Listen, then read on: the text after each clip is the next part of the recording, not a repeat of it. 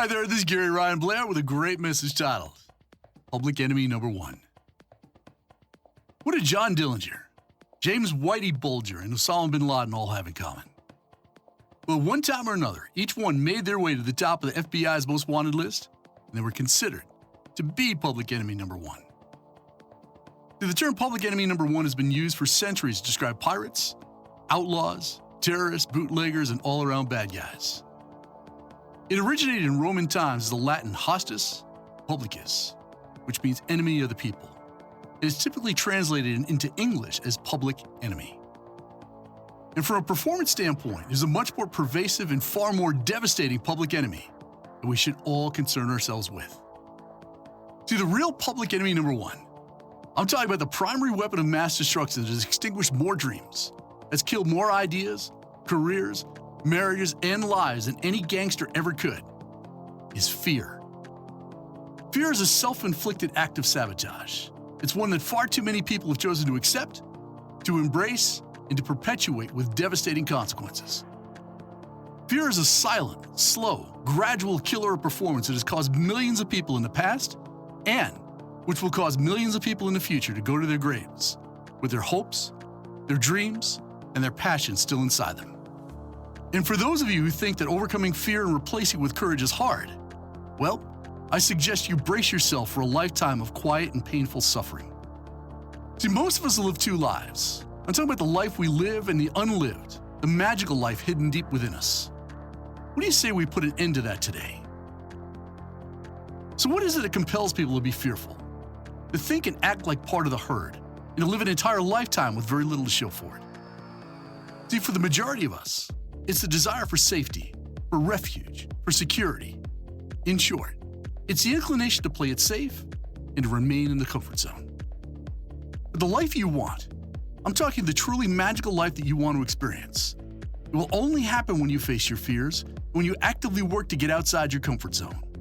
It's always been this way, and it will always be this way. Fear is unworthy of your companionship. It's an unwanted visitor.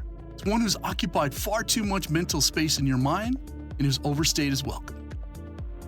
Your ultimate goal is to face it, to conquer it, and to use it as a trigger for unleashing your greatness. And the human being who does not wish to belong to the masses, who dares to show the world what she's capable of creating, must cease being controlled and manipulated by fear. She must resist the gravitational pull of the comfort zone and instead follow her conscience, which shouts out at her, "Let your light shine bright." See, fear is never a reason for quitting nor for second-guessing yourself. It's only a cowardly excuse for those unwilling to face their doubts, their insecurities, and their mental boogeyman. Therefore, your first duty in rising to meet a challenge is to conquer fear and the mental resistance that it brings along with it.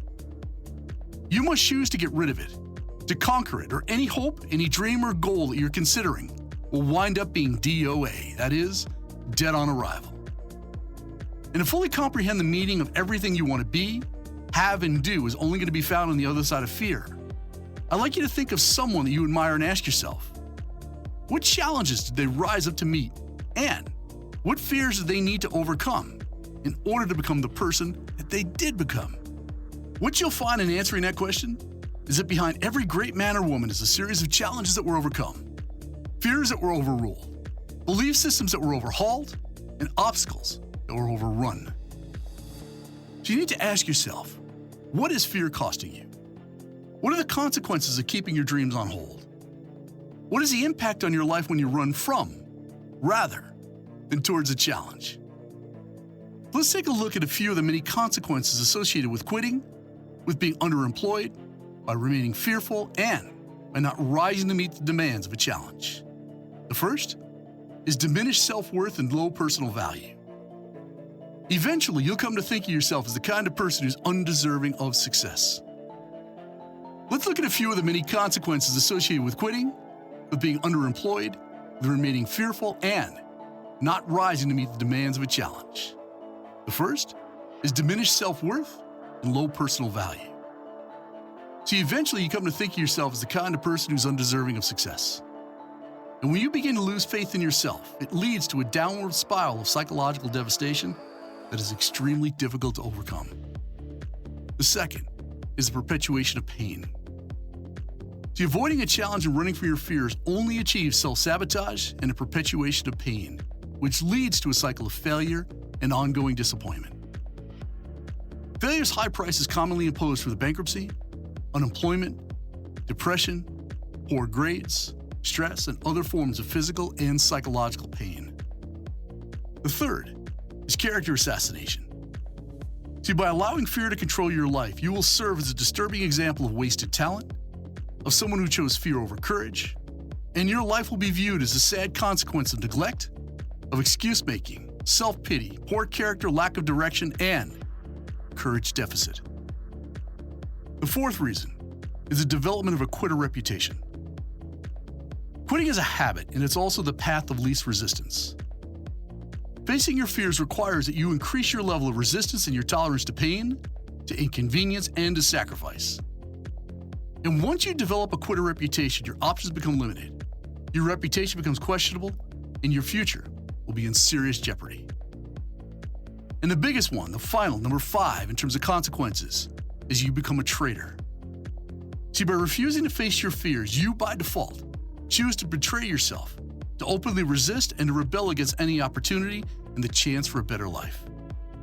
In effect, you become your own worst enemy, a real-life Benedict Arnold, your very own Judas Iscariot, as the greatest form of betrayal is betrayal of oneself.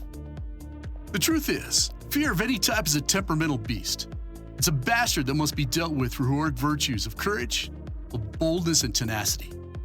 Be mindful, fear is built for a fight, and it works to mentally wear you down, and it will not be vanquished quickly nor easily. And that's why, if you're ever going to find your greatness, you must choose to face your fears, whatever they may be. You must develop the personal constitution to conquer that which is determined to conquer you. You must deliberately enforce your will over the obstacle, and you must advance towards your goals with an indomitable, unbeatable spirit. And that is exactly why I created the 100-Day Challenge. So check it out at 100daychallenge.com.